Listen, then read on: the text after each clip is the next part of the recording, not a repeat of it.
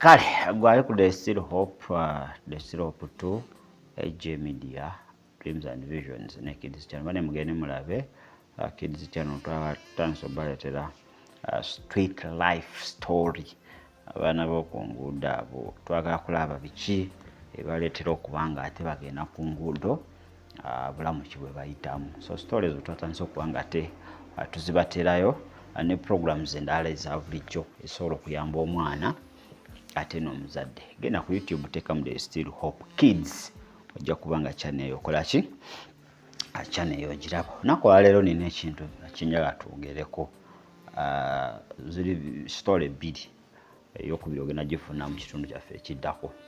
Waliwo omusumba omwejjinja. Leero no natandise okulowooza ebintu bingi ate nawe ndowooza ogenda lowooza ebintu bingi ebintu ebitera okuba nga biggwawo mu makanisa scenarios ezimu ne zituuka ne mu mawulire ebintu ebimu biba bipange. Let me tell you people, Satan, the devil is very cunning. Satan muyayi. Kakati omusumba ali jjinja. Yakubanga njoga ali nyali. Naye kyeyabadde apulaninga okukola nkiwa singa wakirabyeko ku TV anaye walitandise okunenya Sitaani. Bane Sitaani alina ettima, Sitaani musi, Sitaani nga mubi, naye nga tewali Sitaani wamu yennyini ye Sitaani. Kubanga omusumba ono mbu yabadde aguza abantu abo ekiro bagende bookye ekkanisa ye ayite bannamawulire azimbireko erinnya asonderereko ne ssente. Mbona omusumba I followed up this story kuba n'omuntu gwe nasooka okiwulirako yabadde akuŋŋaanira wuwe era mu maanyi kyekyamuggyeyo n'agenda mu kkanisa endala ng'afunye ezimu ku ndiga ze ezimu ze yeesiga n'abavubuka abalala ng'agenda basasula ssente 3 buli omitwalo nga 5 bogende bookye ekkanisa ye bagiyiweko petroli bagiteekera omuliro ayite bannamawulire oba akwate bu vidiyo ayite bannamawulire atandika okuba nga agamba Sitaani alina ettima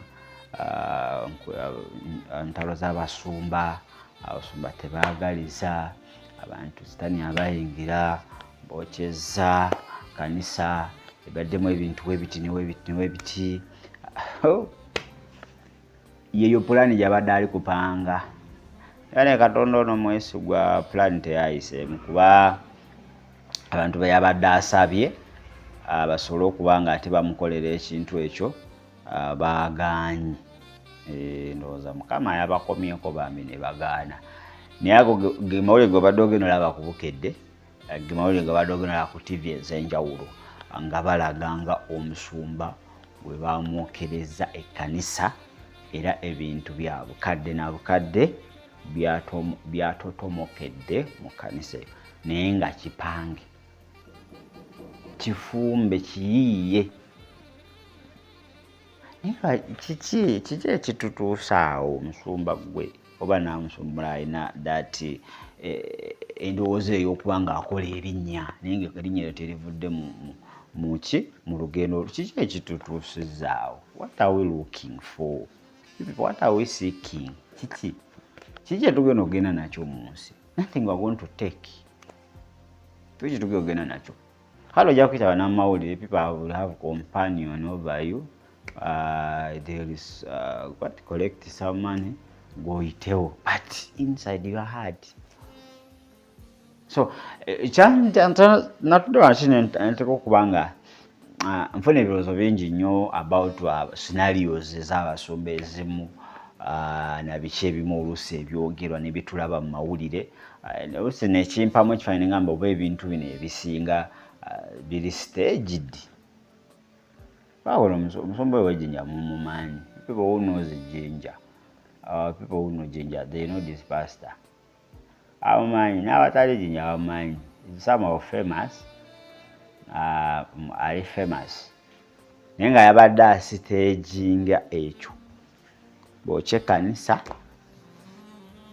ayite bannamawulire awo we tutuuse era nawe wali badde ga bannaye sooli n'oweerezaayo 20 oba 10 naye ng'oli yatudde wansi ne yeepangira ekintu kye agala abagyokye akole erinnya ayitireko abantu kuba alina kintu kyategese kati ayagala abantu bajje nga bangi bajje n'ekyo ekisa bafune that. Let me tell you, a companion oba okusaasirwa kuweetaaga okwa Yesu kasi ofuna okusaasirwa kwa Yesu. Buli kyonna ekyali kyayonooneka buli kyonna mula kye yali yagaaya ajja kisesemawe pupu Yesu akikuddize. But okusaasirwa kw'abaana b'abantu nga temuli mu Katonda tekuyina kye kuyamba kugenda kuleka nga woli. It will endure for a few moments kuleme kuddamu kulabika naye Katonda wakukwatibwa ekisa kiba kyalubeerera. Bayibuli egamba nti weeyajjukira obusibe bwawa weeyajjukira obusibe bwa Sayuuni baafaanana ng'abaloota.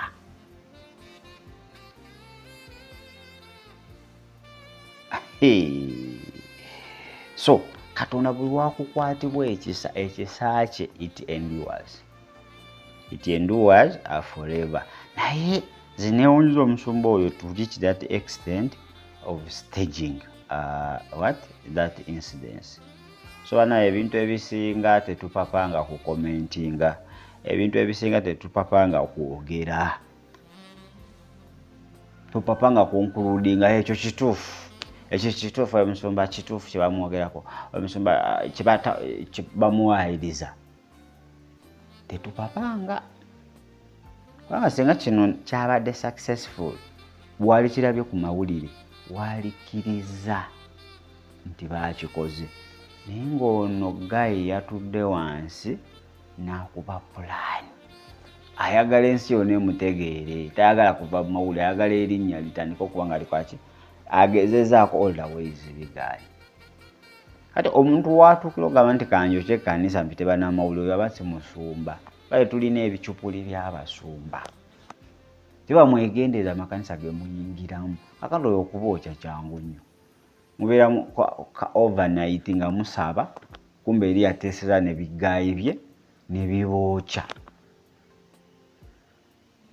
Gavumenti nejja neesaasira ebitongole ebigaba obuyambi nebijja nebikola ki nebijja nebigaba obuyambi naye nga kigayi kyapanze. So you people be so careful of where you are taking your soul because tulina ebizimbe ebiringa ekkanisa naye nga geyeena zennyini eziwedde emirimu ng'ababirimu ababisumba.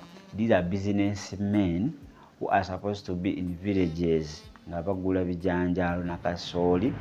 People who are supposed to be in banks kubala sente but bakoze makanisa. So the way they see you there is no sympathy. Tebakulabanga tebakwatibwako kisa tebakulabanga mwana wa Katonda yeetaaga obuyambi bakulabanga kasitoma bakulabanga source of income.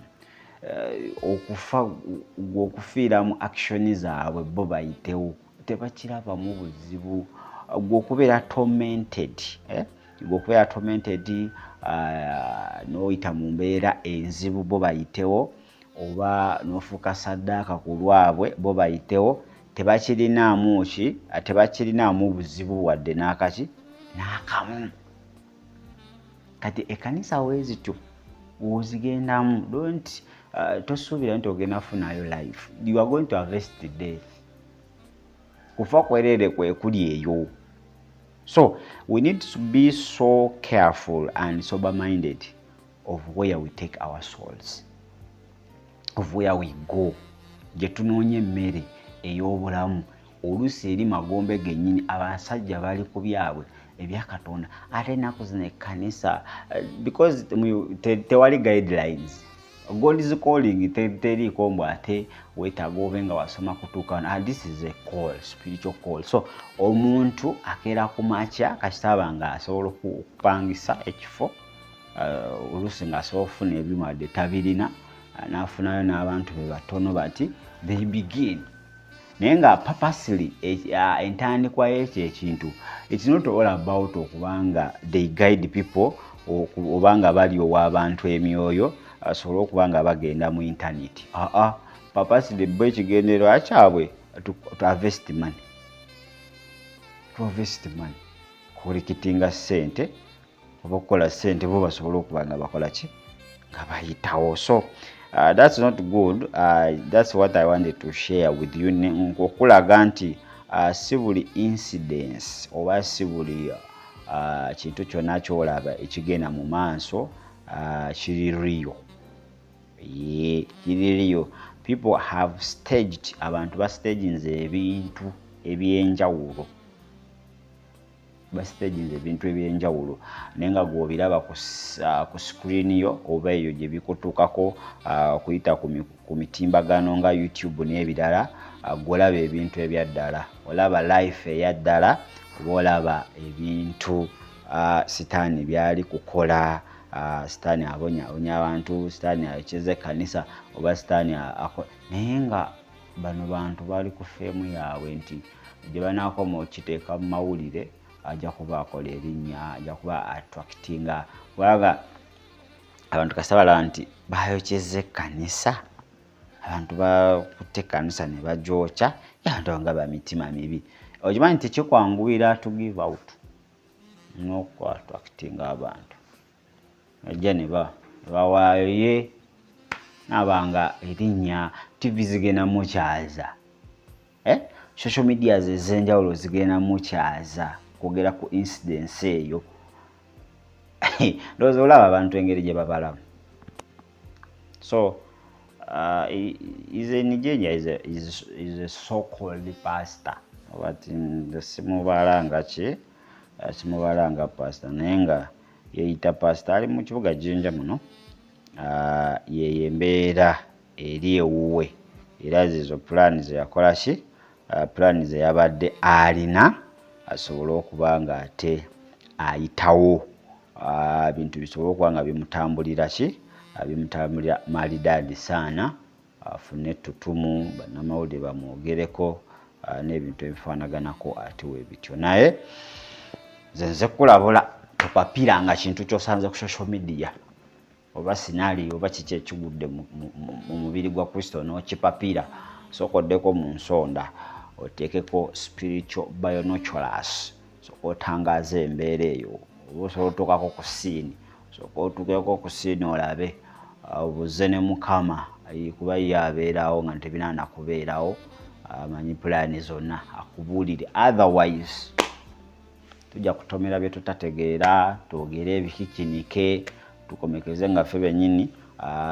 twereeseeko obulabe, kubanga ojja fuuka ttiimu gundi, oli afuuka ettiimu gundi, tugule enzigi fekka na fekka, omulaba asobole okuba nga akola ki, omulaba asobole okuba nga ate atukozesa naye ng'ate bye tulwanira tebiriimu na Katonda wadde. Oli sitaani yapanze ki, yapanze ekintu kye. Kale bagaze olunaku olungi, kids, the Still Hope Kids channel, toteekako channel bagita the Still Hope Kids, agendayo ku YouTube ogisearchinge, tukuleetedde street life y'abaana, bulamu bwe bayitamu n'ebintu ebirala omuzadde n'omwana by'oteekeddwa okuba ng'omanya mu nsi eno eri ku bikukujju ate etabuse.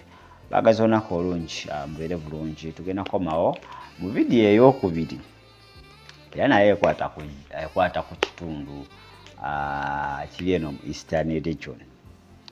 Kitundu ekyo manyi sometimes tujja ntwagala naye banaye mwegendeza abagagga si bonna nti sente zaabwe za kibimu, naye tulina abagagga ate nga balinga abalokole, ate nga we bajja mu kyaki babasuusuuta babateeka mu maaso naye nga baba ba agent abawedde emirimu. So omugagga ali mu Eastern eno nakola vidiyo wano nsooke nkunnyonnyole oba mukwano gwange nenkusanga ng'okolayo wenkugamba n'ogaana nkugyayo na kibooko nze manyi kyekigenda okuddirira mu bulamu bwo bankimanyi. So ndowooza mu dakiika ntono kankomewo ne vidiyo nkutemeretemere omugagga oyo naye ng'ate is darling mu makanisa bamusuusuuta atuula ku mwanjo naye tebamumanyi. Mukama atusaasira atuwa amaaso ag'omwoyo kubanga kale katukomewo.